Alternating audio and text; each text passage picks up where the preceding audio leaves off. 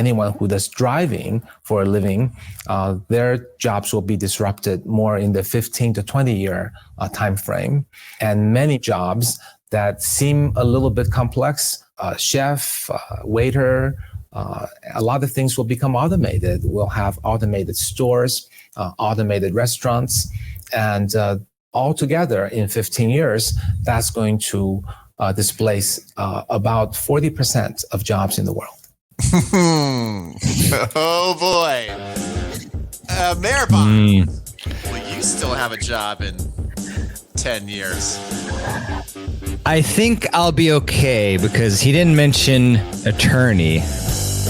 But what? if he gets tennis coach in there, we're both screwed. I could see him easily replacing a robot with a robot attorney. You mean a human attorney with a robot? Yeah. Yeah. I don't know, man. No. Yeah. It's a lot of critical thinking, but yeah, I mean, robots are smart. So, yeah. What do you think about all that? I mean, the interviewer certainly was a bit scared, and I'm sure a lot of people listening now are also scared, even though that was taken a few years ago. But still got some time. You guys still have time, but you don't have much time. Well, I think it's good because what we're going to cover today are basically the trends in 2024 that if you're somebody who wants to have a business online, that you should be paying attention to. And I think one of the cool things is people who are in the right place at the right time are going to do much better, especially if they're using the right tools, which we're going to talk about today. If you're in something that's outdated, you're going to be replaced, period, point blank. And one thing that is interesting is even though AI is taking over, people still would rather buy, this is kind of interesting, 80% of people would rather buy from an individual, a person, than a corporation. And that's what's good for the people who want to kind of get something going online this year. Yeah, definitely. I mean, people are craving still human interaction, and like you still can tell, like when you have like say chat boxes or whatever, chat bots rather, and they're just like automated in like 2 seconds. Like, I mean, I think just generally speaking, that's what we crave most is just interact, just like we're having right now, man. I couldn't have this podcast with just some robot. Yeah, it's not the same. But this becomes the interesting thing. Do we crave interactions with humans more, or convenience, speed, efficiency? And that's where the whole thing gets scary.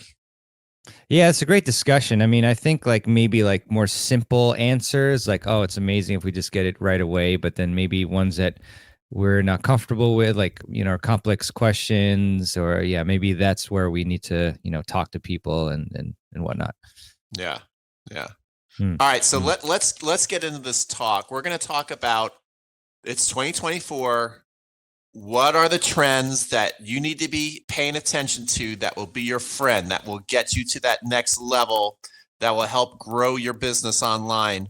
What are they? And I'm going to start with you. I'm going to leave it in your court. What do you think? What are you going to lead us off with? Yeah, so I think that live video is big. I think it's definitely on the rise, and especially again, like going back to AI, you do see some of these, as we were talking about like before this recording, Peter, some of the AI videos and whatnot. And so like people love when you get on live with them and you can interact with them, you can help solve their problems and give them, high value. And then, eventually, obviously, if you have some sort of product, you can mention that. But I think live video is great because you're really connecting with your audience there, and you're able to give them, solutions to their problems and get to know them better. And, sometimes people even just end up like purchasing stuff just like mainly on the connection that they have with you. And then also obviously as long as the product helps, but you'll get that support, and they'll be lifelong fans of you. That kind of reminds me of that 1,000 True Fans article. Was it Kevin Kelly maybe who wrote that? Maybe we should probably link that in the show notes. But okay. If you can just get 1,000 true fans that really they follow you religiously and they purchase your stuff, then imagine selling one product to them at $100, and that's $100K if my math's right there. But yeah. So what are your thoughts on live video? I mean, you do a lot of live video. Yeah, I think you're right. Especially now, I think it's important, and we're going to talk about this a little later, because even though it's 2024 and there's another year, and there's definitely things you need to change. I think sometimes what's dangerous is you forget what used to work, Yeah, and it still right. does work.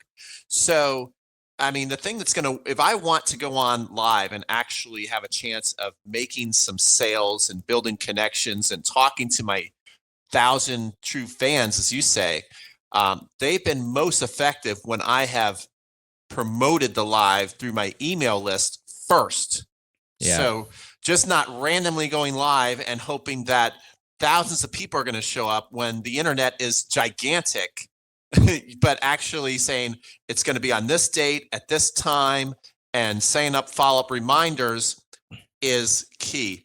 And I do like YouTube the best for that, just because of the layout, to where, you know, that you can look at it and kind of have like almost your own website type look, if you just the way Yeah. YouTube is built.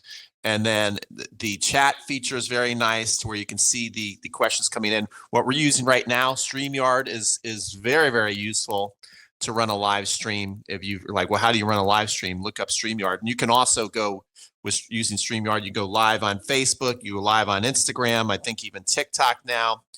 Yep. Which I wanted to ask you about. I have not gone live too much on the other platforms, as far as Instagram, TikTok, Facebook. I've done Facebook a little bit, but what do you think? I notice more and more people are going live on Instagram.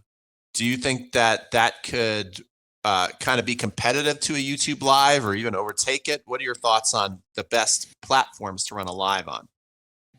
Yeah, I still like YouTube as well, but I do think that it maybe depends on the niche. I know there's some good instructors that, like, let's say if they've got a camp that's coming up, you know, they might do a live on Instagram, and just a lot of people are on Instagram, so you know they'll check it out, and yeah, I mean, I've seen a lot of Instagram lives be successful, and then you can obviously just, you know, tell them about, you know, your camp or something like that that's going on. The thing with YouTube, though, it's superior in that, you know, you can put links in the description and, like, you know, on the video, things like that. And yeah, I think it's a lot more versatile, YouTube. So that definitely is my preference. But I think you do have to think about your ideal, what do they call that, Peter? You know, the person that you envision as being your avatar. That's right.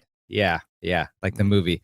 And yeah, kind of just figure out, like, where are they going to be? Because, you know, for us, you know, we have a lot of you know, tennis folks who are in their, you know, 50s and above, and then most of them are not on Instagram, I would say. So you know, they'll be on YouTube, they'll actually be on Facebook. And you mentioned Facebook, Peter. So the good thing with StreamYard, you know, we're not sponsored by them or anything, maybe one day, but the thing with them is that it's awesome. You can just put a live out and just put it on all the different platforms. I personally just like to hit as much as I can. So I'll, you know, when I put the live through StreamYard, I'll put it on YouTube, obviously, and then also Facebook. And then I think Twitter does it as well. And I think I just saw that they added Instagram as well, if I'm not mistaken. I'm sure they have. Yeah. Cause it's people are going live on Instagram a lot, I notice. Yeah. So I'm really excited about that, because I was looking on how to do all of them at the same time. So I'll definitely test that out and then let you know how it goes. I'm sure Pete will try it too. So yeah. All right. Very cool. Yeah. Right, so what are you thinking? I'm going to go next. And the next thing I'm going to say, I don't want to say, I hate to say. Oh my gosh. But your links are getting taken away. I think that's a trend. I think that, look, these platforms are fighting for attention and watch time. Whenever you watch a how-to video, like, how do you grow Instagram? How do you grow on YouTube? It's all the number one tip is increase your watch time. If you can do something in every single video you make, every single word you say needs to be driven towards keeping the people watching your video. And why is that? Because the platforms want as much watch time as possible. So the more you can actually be a creator who can boost the watch time, they love you. And obviously, one thing that takes away watch time is clicking off of their platform. Like, that's the ultimate thing they don't want. Remember, as much as these platforms can help us and we pretty much should be on them, they're not building them for us, ironically. They're building them for them to make a lot of money and to dominate. Yeah. And so you have to take advantage and be as smart as you can as far as using the links, as long as they're available, to get them off of the platform. Okay, so I think you should be strategic. Make some videos where it's just all about watch time and, hey, watch this next. But you can't just please the algorithm all the time, because when you do that, again, you're growing YouTube's business, you're growing Instagram's business, you're growing TikTok's business, and you are not growing your business unless you are that creator who can go just crazy viral every time you make a video. But if you want to have a business that's driven by modest numbers and that anybody can do this, is kind of like an easy mathematical equation. It's get traffic on a platform. It doesn't have to be outrageously obscene, and get them off of that platform onto traffic that you control, which Russell Brunson talks about, which is your email list, and then control the conversation from there. Build more rapport with them, give them more free stuff so they like and trust you more, and yes, sell them your product too. So watch out for those links. I've already noticed on YouTube, when you click on the card, the icon there, that it used to click it and it would take you right to the website, which is great, because you at the end of the video could say, hey, I've got a free gift for you. Click the iCard up here and you're zooming right over your website. Now these sneaky little YouTubers, because they're going to take it away. I can already see it's the writing's on the wall. If you click there, then you've got to scroll down below the description, and it's not even clear of like, should I be clicking this to go to the other website? But if you do click, you can find the link there. And if you do click, then you go to the website. So now they're making it a two-step process, and it's not intuitive at all. And believe me, they know it's not intuitive. Yeah. Tricky YouTube. So what do you think is the ideal, and this could be like a more in-depth episode next time, but like, what's the ideal route in terms of like getting individuals on your email list? Is it like, YouTube to a website to them sign up to the email list, or is it like some other platform first, or, reverse? What do you think? Well, I think whatever your platform is, I mean, if you're passionate about, if you're like, I love Instagram, I'm not going to say, well, don't get off Instagram. That's a waste of time, and go over to YouTube because I like YouTube better. YouTube happens to be the one I like the best because you can still at least put the card section there. You can put a link in the description box for now on long form. You can't do this on short form. Short form videos, you can link it to another, which we'll talk about because that's another trend. You can link it to another short, which is kind of cool, but you cannot link your video to a web page in shorts, but you can on long form. Yeah. And you can still do it in the comments section. So you got a triple play there on YouTube, where on Instagram, you can basically tell them to go up to your bio, and you can either send them one link, or you can create a link tree, which basically means you can have one web page there and basically list all the things you want to send them to. But hey, if you're on Instagram, it's probably a good idea to kind of build like a banner type thing above or below your videos. You know how people kind of do that? The video's in the middle, and then above or below the video, there's some writing. Well, I think definitely there's an opportunity, if you're talking about something, to put in your website that's going to give them whatever you're kind of always talking about. Yeah, definitely, Peter. And then in terms of like, balancing the platform with like your links and email lists, signing up, what do you think is like an ideal? Is there any sort of like formula that you try to follow, like, 2 videos, for example, with like no links, and then one with a link at the end, or anything like that? Well, I'm probably not the best person to ask. I'm sure there's somebody who could maybe really convince me to stop doing what I do, but I'm just a big believer, especially since I think the links are going to be taken away. I want as many opportunities to build my list. So I'll take less views for more email addresses. I could be wrong on this, but I just think that whenever I have an opportunity, if a platform is letting me grow my email list, that is the most important thing to me. I'd rather have 20 new email addresses and 2,000 views than 20,000 views and no new email address. I mean, I'm just being serious there. What do you think? Yeah, no, me too. I mean, as we all know, it's just like the email list is the king in terms of, actually want to talk about that next a bit more. But yeah, I mean, that's what it is, what it's all about, really, because that's where you communicate with your audience like anytime you want, like very easily. Like you think, in 2 minutes you can think, oh, you know what? Actually, I want to send them a happy holidays message, and you just boom, you just send it and build more rapport. Or I want to sell this product. I mean, it's incredible, how much revenue is built off of the email list. Just like affiliate launches, your own products, things like that. Like you can't make as much revenue like trying to sell something on YouTube or on Instagram as you can like with the email list. Yeah, I agree. Yeah. Okay. Yeah. So what do you have next? Yeah, well, I think a natural transition would be talking a bit more about just email marketing, just how much we need to really focus on that. And I want to ask what you think in terms of like the best practices for like copy and whatnot. But I think again, just like we keep talking about the email list because it's so important, but just trying to find ways to get people on your email list, and then giving them, good value with the email list, but also being able to write copy that is persuasive, value driven, but then also obviously shows the audience like how valuable your product is whenever you have a product to sell. And that's going to, in the end, that's going to make you the most money there. I wanted to ask you, Peter, about what do you think in terms of like email magnets, I guess as they call them, or opt-ins? Like what do you think? How should creators or, businesses think about like in terms of like what type of email magnet they should create? Yeah.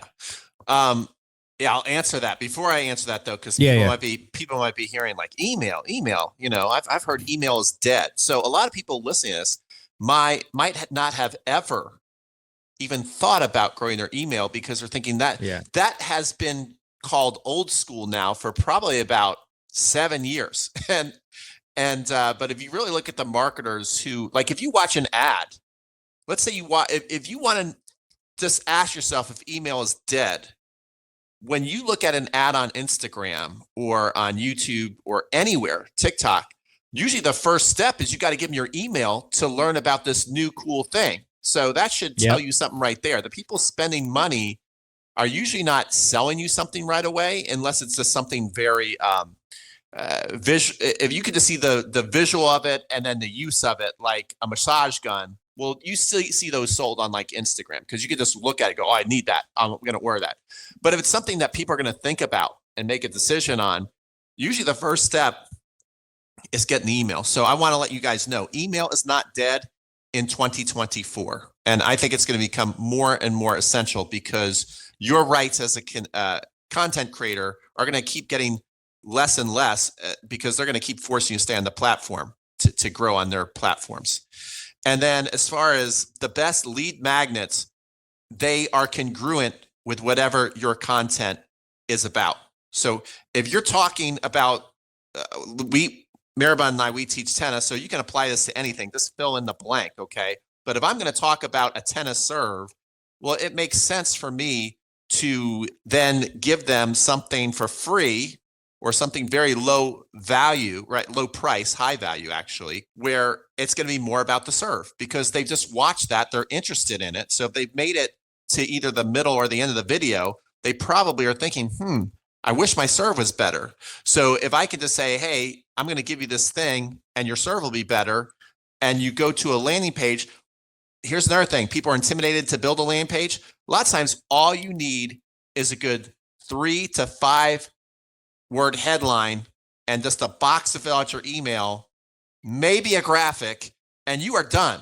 You do not have to become a webmaster to be able to develop a great landing page.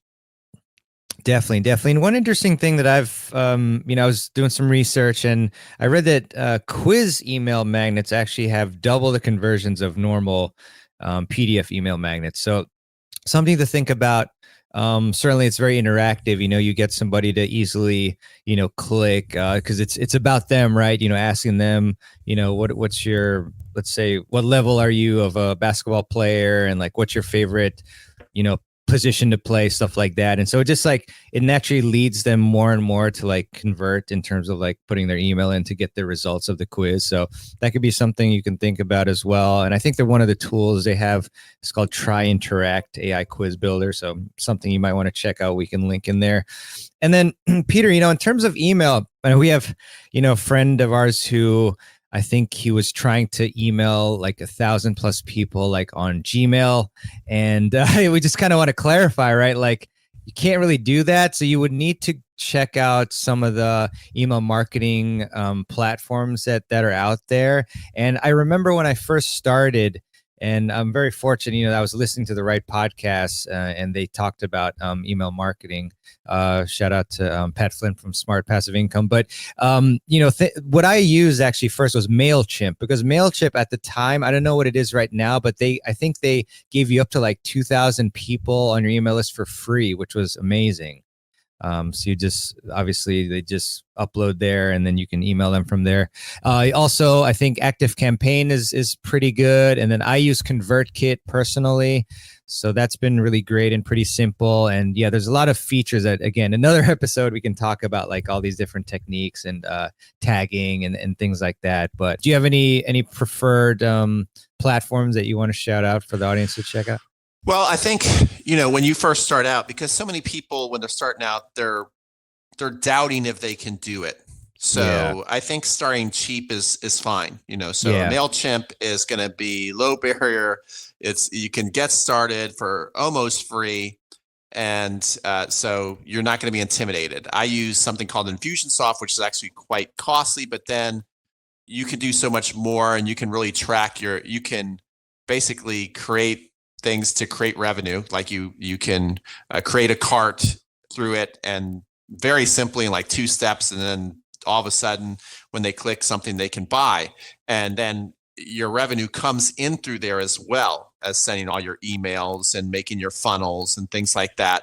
So it's a lot more expensive, but you don't need to start there. I mean, I think MailChimp is a great place to start. And then as you grow, you probably will want to do something more like you have ConvertKit, which I know, isn't cheap. It's something that you're going to pay a little more for, but you get to do so much more inside of there. But I think just getting started, I even, my personal trainer I'm working with the other day, he's finally building his email list. Nice. in a month, he grew his list to like 95 people, which is great.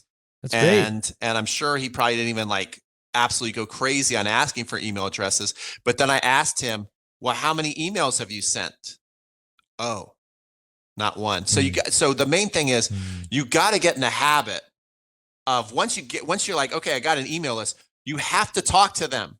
You have to, and it doesn't have to be something amazing. You could literally, like, he's a personal trainer, said, just write an email saying, what I ate today, so I think people make the steps too hard in their head.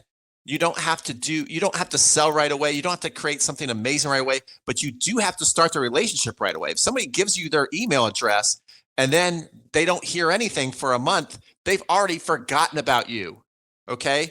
You probably could scroll and watch, you could probably scroll on Instagram and watch videos for 5 minutes and then be given a quiz 5 minutes later and saying, tell me every video you watched. And you'd probably score less than 50% on remembering.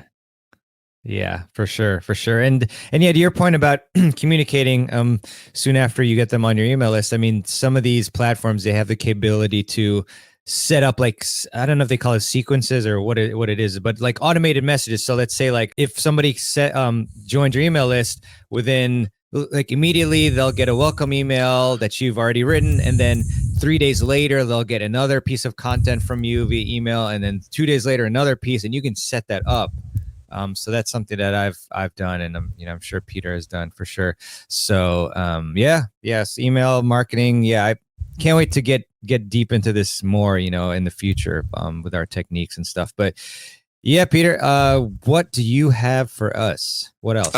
Okay. So the next trend, and I just want to kind of finish up what we talked about. Like, okay, you guys are here listening to trends, and we've probably talked about email marketing the most out of anything. So you're probably like, what the heck is going on here? But I'm telling you, it's a forgotten, lost art. It's kind of like the mom genes coming back. You gotta go back to the email if you want to do well. So anyway, all right. The next trend is definitely using AI as your friend, but I think using it very intelligently. I think people are gonna, the more AI advances here, especially since in the next couple of years when it's new, people are either going to be creating the greatest content they've ever made in their life or the worst, right? It's all about how you use the AI. So if you don't know how to put in the correct prompts, if you just think, well, I'm just going to let the AI do everything for me, just make a video and just write this and write that and just put in general little prompts and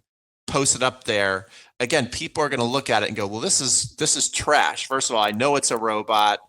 Even if the voice sounds good, you can still tell. Like, that's the whole thing about all these people selling the latest AI gadget, is they talk about, how it talks just like a human and looks just like a human. No, it doesn't. You can, even though the voice is still pretty good and it's gone a long way, and you can still tell pretty quickly you're listening to a robot, narrate or anything like that. So I think it's important to really think about your personality and then learn how to give the AI the prompts. Especially, I'm mostly thinking of ChatGPT right now. Like, if you have not used ChatGPT yet, you are just, putting so much more work on your table. It's such a great, I think what ChatGPT is really good at too, is it's a great brainstorming tool.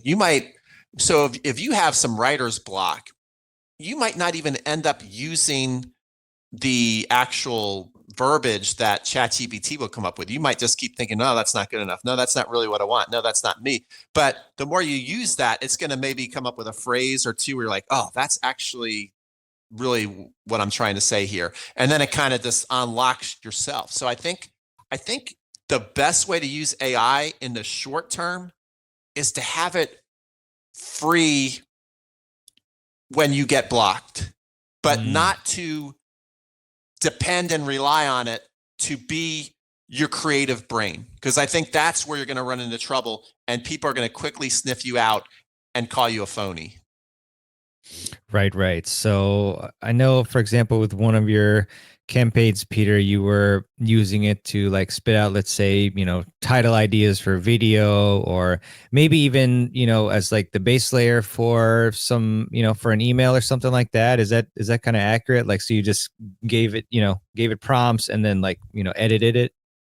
Yeah. I mean, what I'm finding lately is it will write its best copy if I actually go through and just write my ideas down. So, I'm somebody who's not the greatest with grammar and punctuations and things like that, but I do think I'm creative. So I will just start almost like talking in my head, but writing it down. And then I'll say, make this into an email, but it has all my actual words and thoughts. So then it usually does a much better job of coming up with a title. It will usually come up with a title for the email without you even asking it, or a title for the video. And then it will write out what you were thinking in a better way than you were writing it if a school teacher were grading, what you're actually writing versus what ChatGPT is writing. Yeah. Nice. Yeah, it's definitely something I need to use more. I'm pretty impressed, Peter, just by you utilizing technology so much. I mean, I'm the younger guy here. What's going on? How come you're ahead of me now? Just kidding. But yeah, no, you're doing when you're good, older, man. you gotta try harder. Yeah, that's true. Yeah. Anything else on that, or you want to? No, I mean, I think that's my biggest piece of advice. Yeah. I mean, you can look at, I think there's InVideo, which is really cool, which will make automated videos for you. They have one thing that if you're getting on camera, if you're new to camera and you write scripts but you just lock up, you can't really just improv a little bit or look at the camera and talk for an extended amount of time, and you feel like you need to depend on your script. There is a tool where you can actually be looking at your script and then your eyes are looking at the camera, and that actually looks scary realistic. So, I mean, look for things, think about what your weaknesses are, and then basically do a search on Google or Bing, and it will probably have a tool you can use to get you over your fear or your weakness, but just make sure that is complementing your personality. That's all I have to say. Don't let it become your personality, because I think people are going to be able to tell right away, like, oh, this person's not even really have their own thoughts. Yeah, definitely great stuff there. So Peter, one thing that I mean, my next item here is social media marketing, specifically repurposing video podcasts and in other clips. I think that's a really good technique to kind of amplify like your content. And it's interesting too, because initially, I was having my staff, I guess, like with two of my assistants, like go through the podcast and like try to find clips that would resonate best with the audience. But now they have these cool like AI tools as well. I don't know if you've tried them before, but I think two that I saw were GetMunch and then video.ai, VIDYO.ai, that just uses AI to just kind of calculate like the most the clips that have the most chance of going viral.